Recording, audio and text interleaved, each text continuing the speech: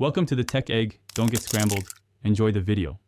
You start now by unlocking the Galaxy S22 and making sure it's above 20% battery. This avoids low power limitations. Once done, swipe down and tap the gear icon or open settings from the app drawer.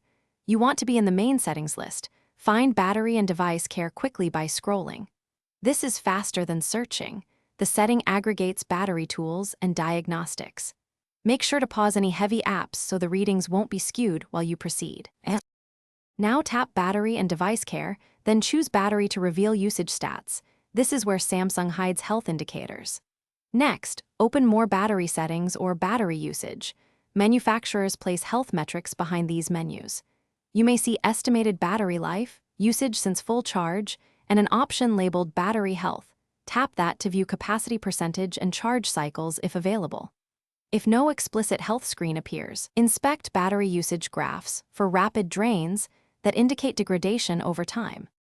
Finish by reading the capacity percent and any listed advice.